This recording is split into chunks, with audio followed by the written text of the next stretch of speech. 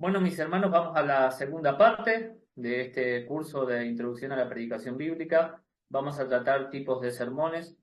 Yo quiero aclarar algo aquí dentro de lo que es la predicación bíblica. Estos son métodos de exponer el texto, ¿sí? Vamos a ver los métodos más utilizados, ¿sí? Dentro de lo que es el ámbito de la predicación. Eh, y principalmente para que sea bíblico los métodos, ¿sí? Para que los métodos sean bíblicos, tiene que haber una buena interpretación del texto, ¿sí? Adelante. El sermón textual, ¿sí? El sermón textual tiene como base el texto a exponer. Generalmente los predicadores usan un versículo, dos o tres en el sermón textual, ¿sí? Más no. Este está basado específicamente en el texto, o sea, exponen el texto. Algunos palabras por palabras, algunos lo hacen por frases, ¿sí? Por cerrando los pensamientos, cada pensamiento, ¿sí? Pero exponen eh, de uno a tres textos. Debemos tener en cuenta siempre en el sermón textual que no nos podemos quedar solo con la lectura de los tres versículos. Eso es evidente que no se puede hacer. Necesitamos tener el contexto de la palabra, necesitamos tener ya un estudio previo realizado de lo que es la parte geográfica, cultural, lo que es la parte de la gramática para poder hacer el sermón textual. ¿Sí? No es solo tener tres versículos, sacar tres puntos y exponer. No, debemos tener un trabajo previo antes de exponer el sermón textual. ¿Sí? Hay varias formas de exponer el sermón textual. ¿Sí? Vamos a ver la primera de ellas, que es el hilativo. ¿Sí? Este es el método más sencillo, ¿sí? Comunicar palabra por palabra. Generalmente lo usan las personas que recién empiezan, usan este tipo de mensaje o también usan el temático, ¿sí? Que es tomar un tema y exponerlo, pero generalmente se usa el textual o el temático. El sermón textual hilativo, ¿sí? Este es el que lleva una secuencia según el texto, como está escrito, ¿sí? Lleva una secuencia palabra por palabra, como está en el texto. Aquí vemos, y voy a pedirle a algunos si pueden buscar en 1 Timoteo 1:15, y se los voy a leer.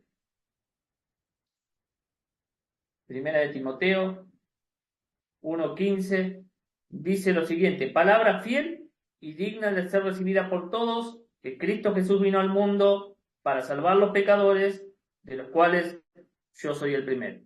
Fíjense que después de formular el tema, ahí dice, el fiel mensaje o noticia sin igual, ¿sí? Este es un ejemplo que está en un libro de homilética de vida, ¿sí? La necesidad de la verdad que tiene el mundo, habiendo tantas incidencias de error, ¿sí? Tantas formas de error, ¿sí? Noticia, palabra fiel, ¿sí? Primero tomó palabra fiel, ¿sí? Digna de ser recibida por todos, que Cristo Jesús vino al mundo para salvar a los pecadores, de los cuales yo soy el primero. O sea que nosotros aquí usamos un texto que se dividió en 5 puntos que deben ser explicados. Es un sermón textual y dativo, ¿sí?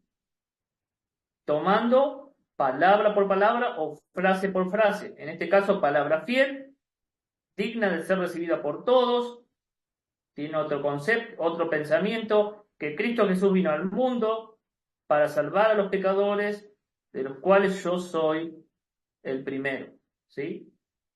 Así vemos claramente cómo se desarrolla el mensaje textual, el sermón textual y lativo, y así podemos usar otro. Doctor Morales me había dado uno que dice: yo soy el camino, Juan 14:6, yo soy el camino, la verdad y la vida, ¿sí? Que podríamos decir, yo soy el camino, yo soy la verdad y yo soy la vida. Recuerden que eso es solamente para bosquejar, ¿sí? Necesitamos todo el trabajo previo todo el trabajo de exégesis antes de usar un método, ¿sí? Antes de usar un método. En este caso, el textual, debemos trabajar cada una de las partes. Por ejemplo, palabra fiel debemos exponer sobre la fidelidad de las Sagradas Escrituras. Digna de ser recibida por todos, debemos puntualizar la necesidad del hombre de salvación, ¿sí? Que Cristo Jesús vino al mundo, debemos hablar de que Jesús vino como Salvador, ¿sí? Para todo aquel que lo necesita, ¿sí? Para salvar a los pecadores, ¿sí? A la humanidad, de los cuales yo soy el primero, ¿sí? La condición de humildad que uno necesita para recibir al Señor, ¿sí? Sabemos que la salvación es un don de Dios, como lo dice Juan capítulo 1, versículos 2 y 13, que no ha nacido de voluntad de hombre ni de varón, sino de Dios. Sabemos que en Efesios fuimos salvos por la misericordia de Dios, ¿sí? En Efesios 2, 4 y 5. Así que este es un sermón textual hilativo, ¿sí? Debemos desarrollarlo pensamiento por pensamiento, ¿sí? De acuerdo como está en el texto. Vamos a ver otro tipo de sermón.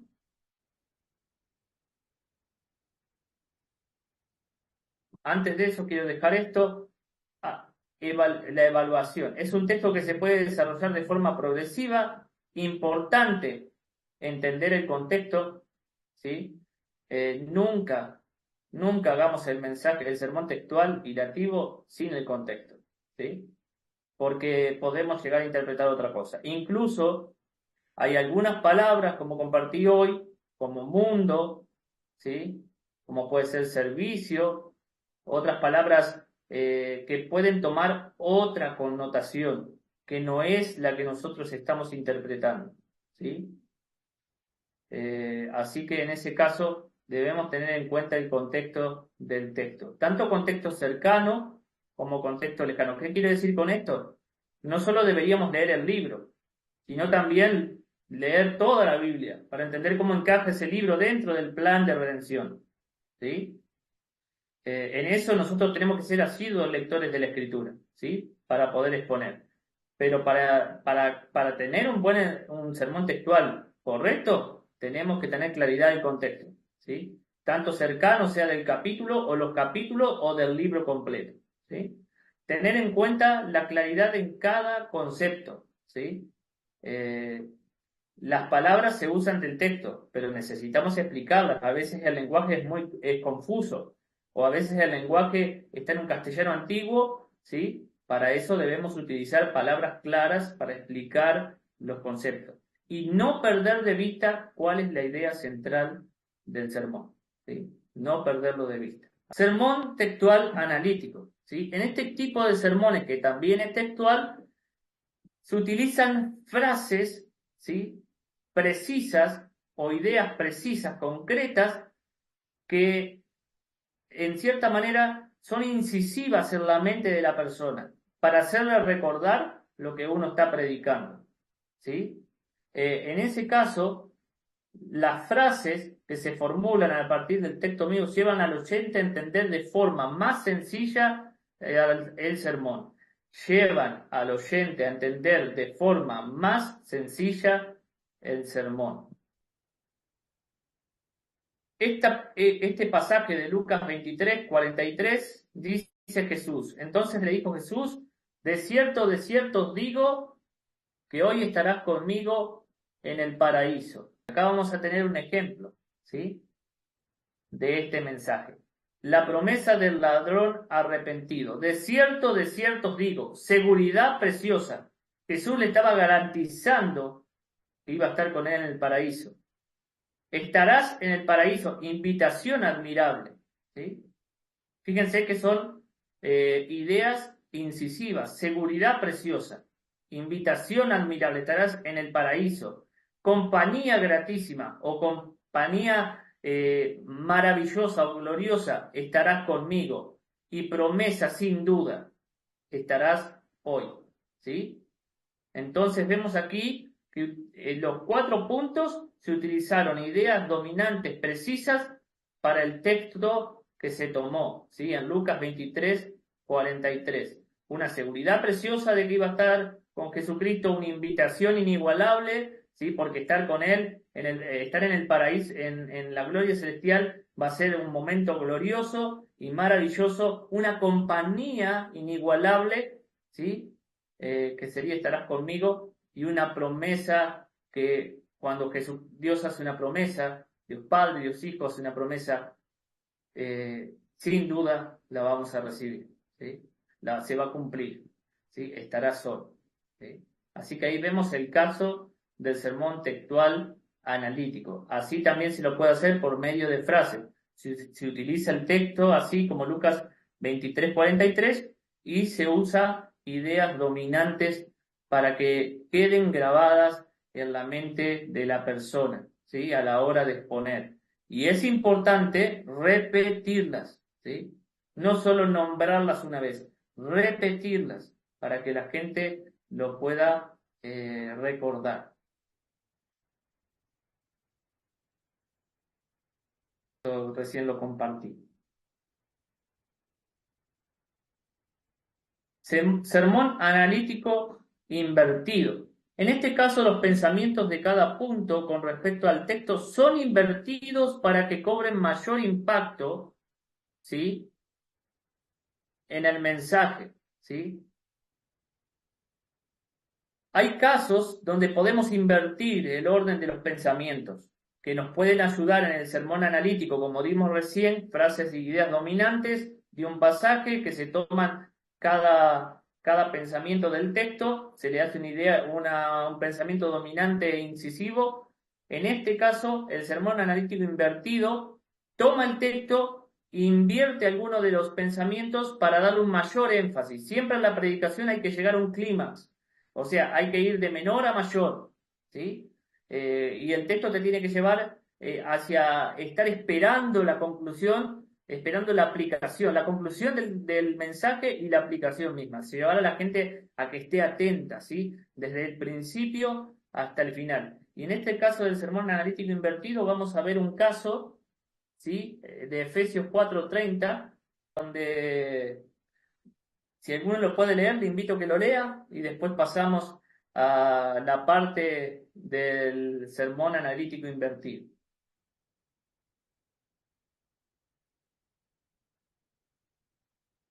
Amén. Y no contristéis el Espíritu Santo de Dios con el cual fuisteis sellados para el día de la redención. Gracias. Pasamos adelante. Vamos a pasar a la otra diapositiva.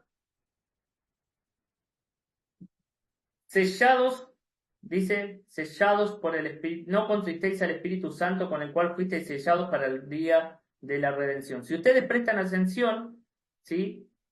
No contristéis al Espíritu Santo, está en el último punto, ¿sí? No está en el primero, ¿sí? Fíjense que el segundo y el tercer punto que tendrían que ser en el analítico están como primero y segundo, ¿sí? Y el tercero es no contristéis al Espíritu Santo. ¿Viste que dice sellados por el Espíritu? Un gran beneficio. El día de la redención, una gran esperanza y un gran requerimiento. No contristéis al Espíritu de Dios, ¿sí?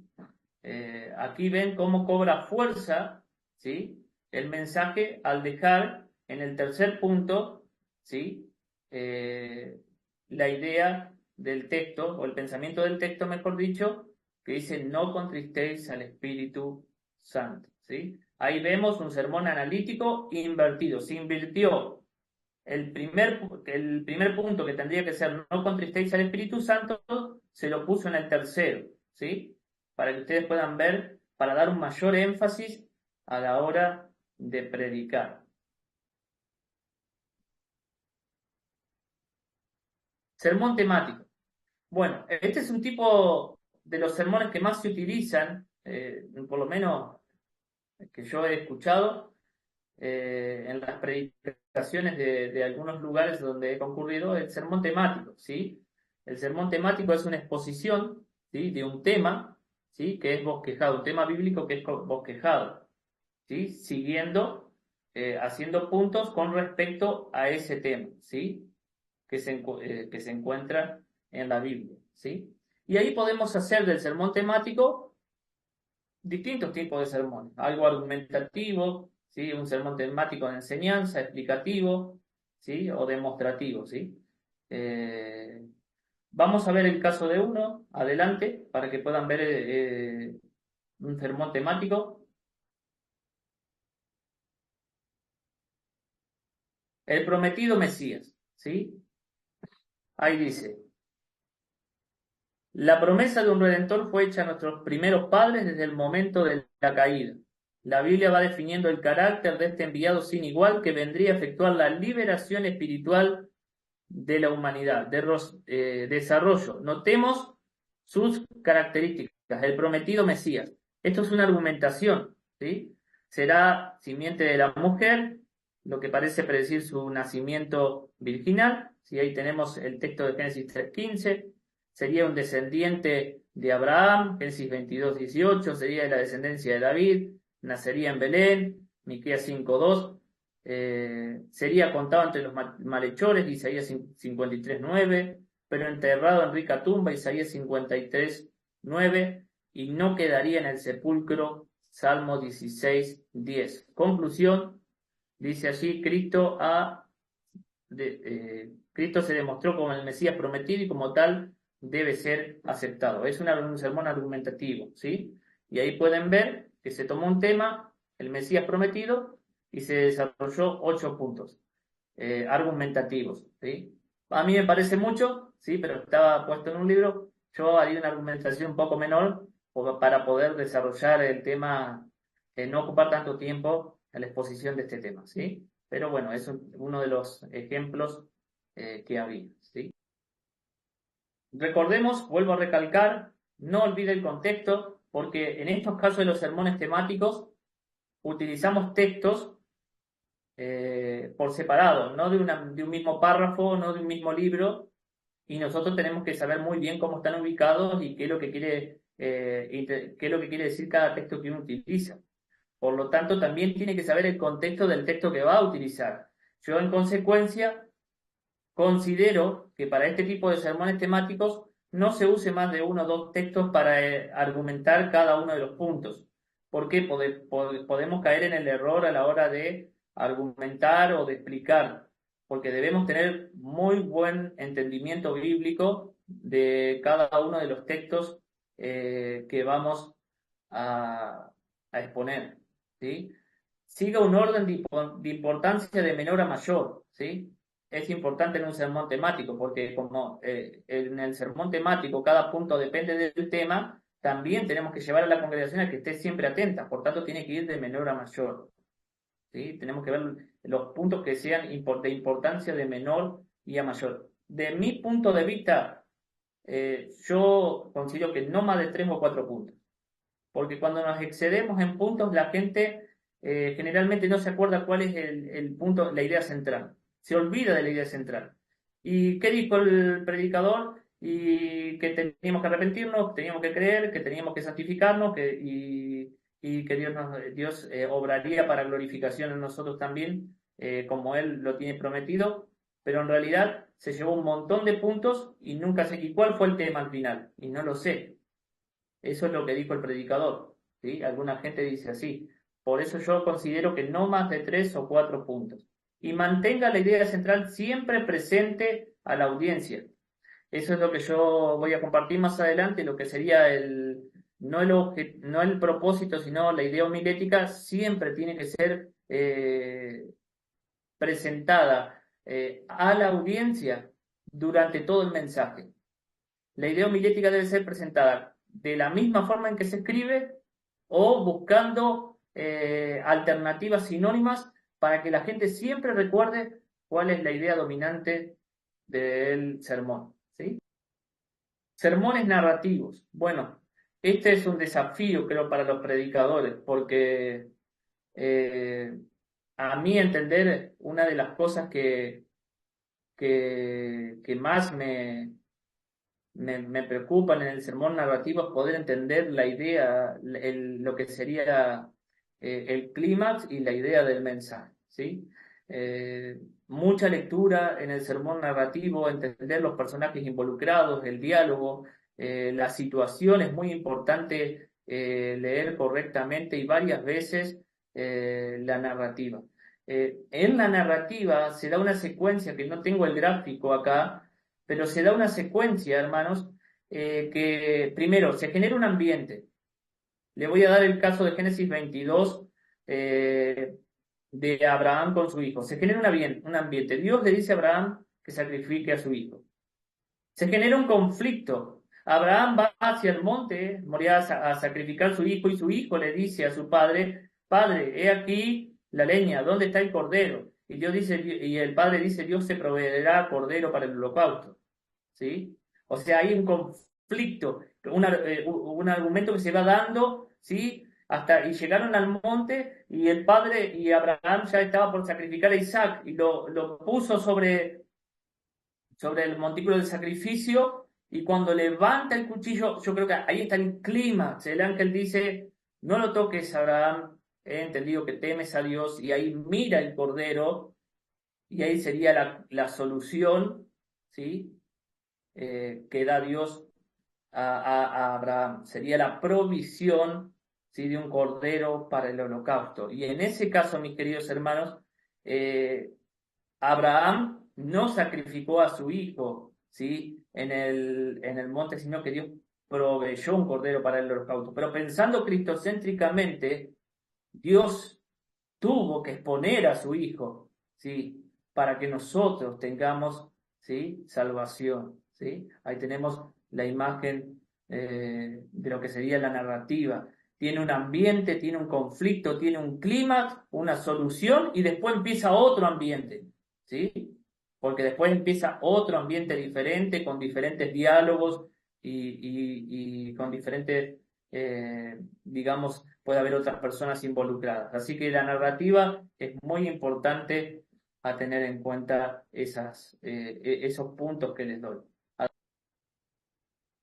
El error de Naamán, ¿sí? Si leemos Segunda de Reyes 5, no lo vamos a leer porque es muy largo. La terrible enfermedad del pecado, aplíquese a grandes y pequeños, es inherente al hombre caído y trae infaliblemente un desastroso fin, ¿sí? El remedio infalible, el sacrificio de Cristo, ¿sí? Métodos erróneos para conseguirlo, no por dinero, no por influencia, o por otras cosas. El método indispensable es ser humilde, ¿sí? Y obedecer sin excusa, de modo completo. Todos seguramente conocen la narración de Naamán de Segunda de Reyes 5, y así se da la narrativa. Pero recuerden lo que yo les dije recién con respecto a la narrativa bíblica. Tiene un ambiente, tiene un conflicto, ¿sí? Acá Naamán no quería obedecer, pero se tiene que zambullir en las aguas de Jordán, ¿sí? Tiene una solución a la lepra, ¿sí? Porque consultó al varón de Dios, ¿sí? ¿Sí? Y tiene después otro ambiente después.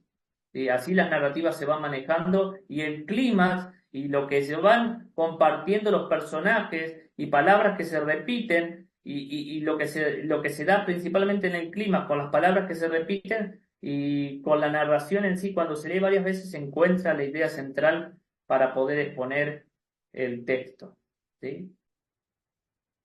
Sermón biográfico. Es aquel cuyo propósito está en señalar parcial o completamente los rasgos característicos de algún personaje bíblico. Los muchos personajes bíblicos ofrecen bastante material homilético para los predicadores. Aquellos predicadores que poseen la habilidad natural para dramatizar son muy usados por Dios en este tipo de sermón, ya que los personajes bíblicos cobran vida delante de la audiencia, ¿sí? Por ejemplo, yo podría hacer un mensaje sobre Nicodemo y la mujer samaritana, ¿o no? ¿Se podría hacer? Yo creo que sí. Un mensaje de Juan 3 y Juan 4. Las diferencias, como en lo biográfico, entre la mujer samaritana y Nicodemo. Nicodemo era un hombre sabio. Nicodemo era un gobernante. La mujer samaritana, era una mujer, de no mucha preparación. Era una mujer, con un prontuario muy difícil. Él vino a Jesús y ella también. Él no entendió a Jesús, pero ella sí, ¿sí? Entonces ahí podemos ver en las diferencias, pero en un sermón biográfico tratar dos personas, por ejemplo, y dar una conclusión, que Jesús trae salvación y no importa la condición del hombre, ¿sí? Dios despierta salvación en quien quiere. No importa si es un gobernante o es o una persona con un prontuario. Dios obra en quien quiere y como quiere. Y Jesús le dijo, sí, y Nicodemo dijo, ¿y cómo hago para nacer de nuevo? ¿Sí? Y dice, se entiende espiritualmente Nicodemo. Y después le habla de la serpiente levantada, ¿sí?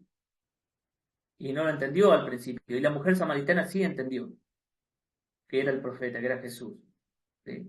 Ahí vemos cómo podemos utilizar, por ejemplo, un sermón biográfico. Naamán, versículo 1. Era un hombre importante, era leproso, el testimonio de Naamán le llegó cuando más lo necesitaba, fue mal interpretado por su señor y el remedio de Naamán, la humildad. ¿Sí? Ahí tenemos un sermón biográfico, ¿sí? De la descripción de Naamán. ¿Sí? Este es uno que se da en el caso de Samuel Vila, que lo expone Samuel Vila en su libro, pero yo lo pondría desde el lado de Dios, desde el varón de Dios, cómo trató a Naamán, ¿sí? ¿Sí? Yo haría un sermón biográfico del varón de Dios, cómo trató a Naamán, también y buscaría una interpretación desde ahí. Lo que sí me hace ver es que Dios, en este caso, viéndolo cristocéntricamente, también Dios no hace acepción de personas, ¿sí? Naamán era una persona necesitada, aunque tenía muchas cosas, pero Dios también le ofreció cambiar su vida, ¿sí? Y esto también es aplicable. Siempre debemos buscar una aplicación cristocéntrica a cada mensaje, ¿sí? Este es un caso de sermón biográfico también, ¿sí? Así que ustedes lo pueden ver. Segunda de Reyes 5. Es claro entender que no vamos a poder colocar todos los puntos a veces de un personaje, ¿sí? Y no es necesario. Yo creo que eso tiene que ver mucho con la audiencia y con lo que uno quiere llevarle a la gente, ¿sí? Entonces debemos tratar de buscar los puntos que son importantes de acuerdo a la idea que uno tiene utilizando el sermón biográfico, ¿sí? Debemos ser selectivos en los puntos que vamos a utilizar. A veces nos pasamos de puntos en el sermón biográfico y la gente realmente no presta atención al mensaje. Entonces, de acuerdo a la audiencia, debemos reflexionar en los puntos. Ser un lector, vuelvo a repetir, del contexto y de la persona, y siempre enfocar la predicación de forma cristocéntrica. Siempre, hermanos, siempre. En este caso de Naamán, Dios tiene misericordia y puede salvar a quien quiere, ¿sí? Dios puede traer salvación a aquel que es humilde y viene a Dios. El varón de Dios es un prototipo, ¿sí? De Jesucristo, ¿sí? Que es rey, sacerdote, profeta y rey, ¿sí? Entonces, hemos visto en esta parte tipos de sermones: textual ilativo, textual analítico invertido, temático, narrativo, biográfico. Hemos visto la evaluación de los distintos tipos de sermones y las consideraciones a la hora de usarlos, ¿sí? Hasta aquí sería esta parte.